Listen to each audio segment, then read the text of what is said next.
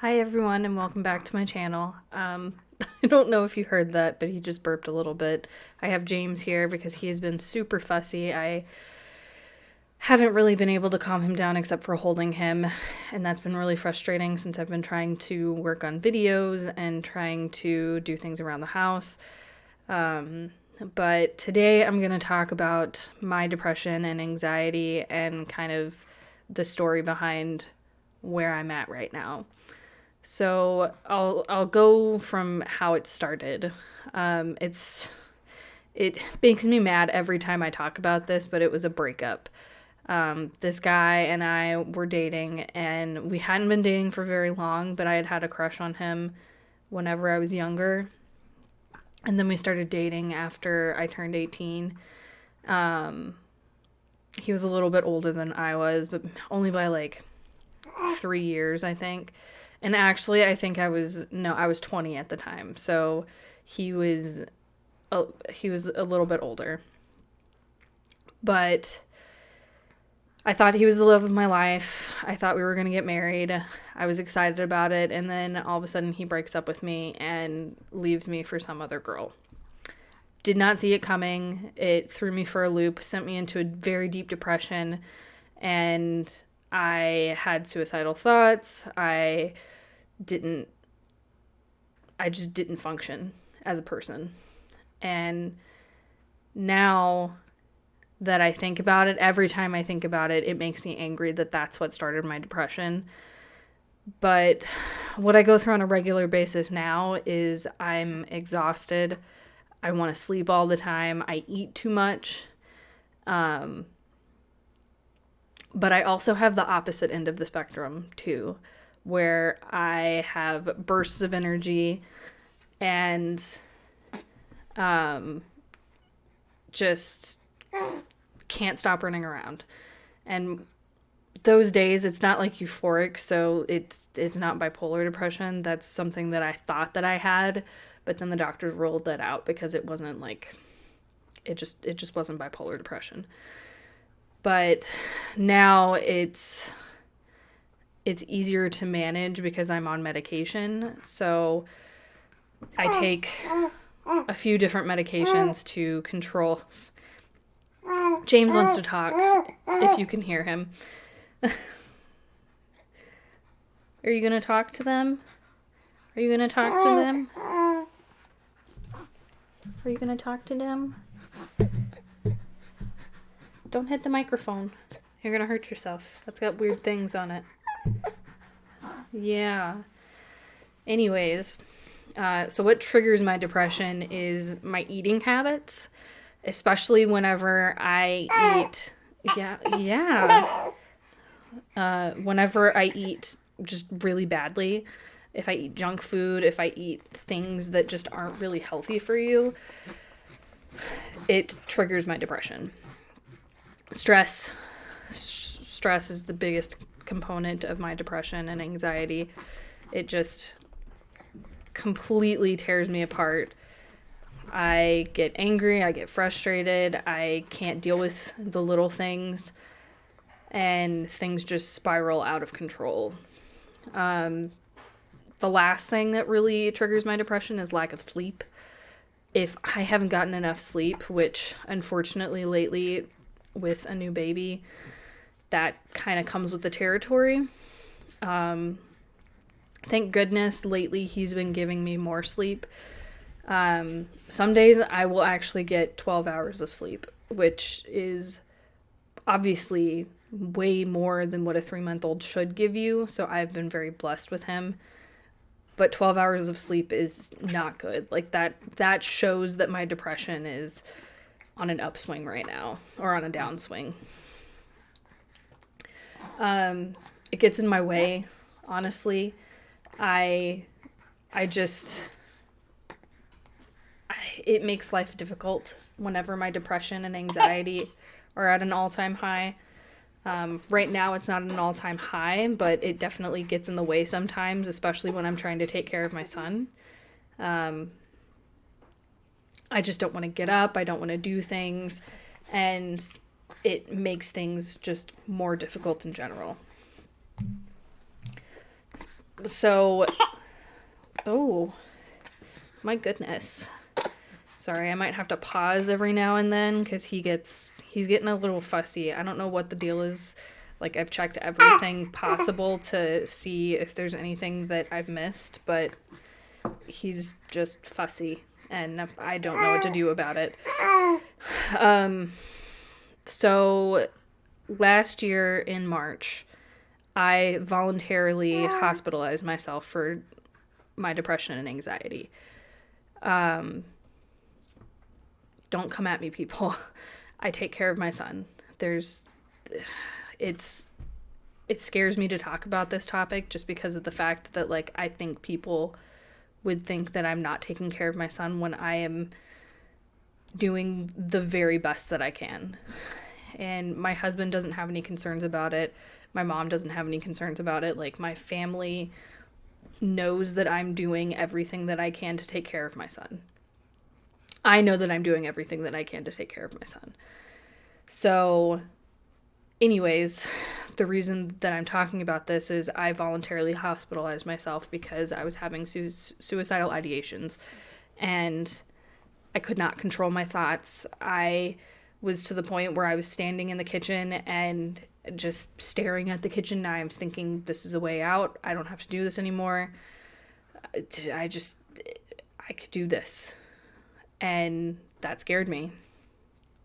Now, the reason that it got so bad and I needed to hospitalize myself was because the previous year I had had a miscarriage. The good thing is that there wasn't a baby involved. It's called a blighted ovum, where a fertilized egg does not ever produce a fetus or an embryo. So there was no baby inside of the embryo sac, which is a good thing. The bad thing was I lost the possibility of a child, and it really tore me up from the inside out. I was excited about it. I was ready to have a baby. I've been ready to have a baby for a very long time.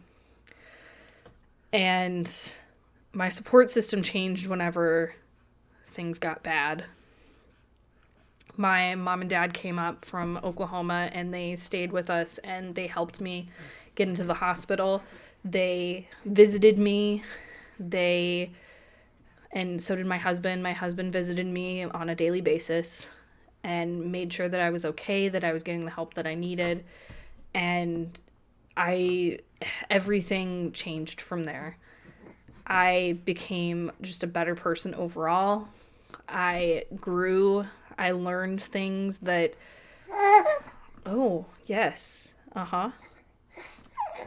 I learned things that I felt like I wouldn't have learned in, like, a therapy session. It's okay. It's okay.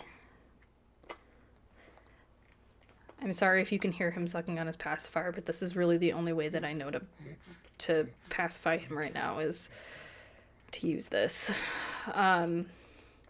So I go to specific people whenever I'm depressed, my support system, and I have a really good friend that lives in the same development as me. I have a couple of friends that live a few hours away.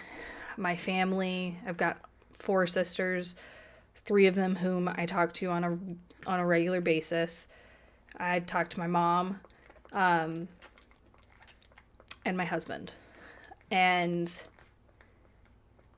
as far as where I am now with depression, I'm very much, I don't want to say I've settled with depression because I don't want to be this way.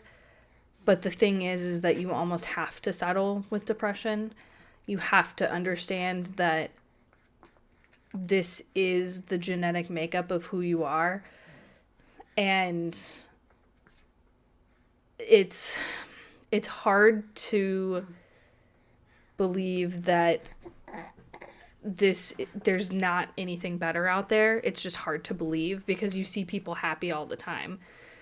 And you can see me happy, but there are days when I'm not so happy. And those days are really hard. But I obviously had a baby recently, and when I was pregnant, I gained a lot of weight. I didn't eat right. I didn't exercise. I didn't do the things that I needed to keep my weight down. And that affects me heavily now. Oh, I'm sorry. I'm sorry. But that affects me a lot right now because I'm not comfortable with myself. I'm not comfortable with my body. I don't like the way that I look, and that makes things very difficult as far as self-confidence goes. So on a day-to-day basis, it really affects me because that's something that I carry with me quite literally on a day-to-day basis. And last year, around October, my dad died. Now, I wasn't depressed about it. Honestly, I thought that I would have been more sad about it, but he was ready to go, honestly. He was tired. He didn't want to be the way he was. He would make comments that he couldn't help in the ways that he used to be able to help. And he made comments about, the future and setting things up for us. And you could just tell that he was ready for God to take him. And when it all comes down to it, I know that he's in a better place and he's not hurting. He's not in pain. He's not using a walker. He's not using a scooter. He's not using a cane. He's fishing with God. I think that's what we put on his tombstone. And honestly, that is probably the happiest that he would have ever been in his entire life, is fishing with God.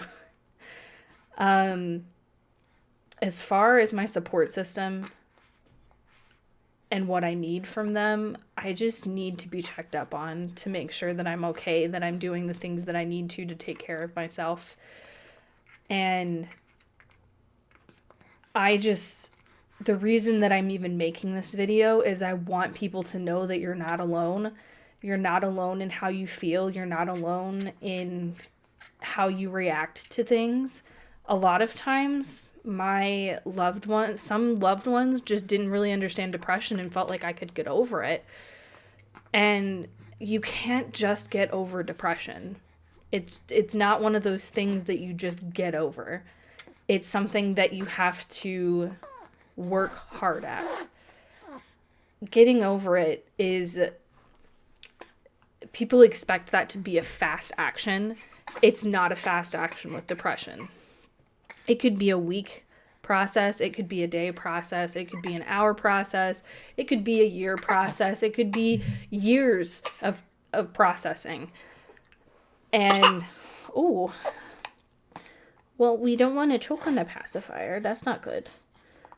There we go. But it's not an easy thing to do. You just don't get over depression or anxiety because it's there with you. It's a consistent companion that you don't want.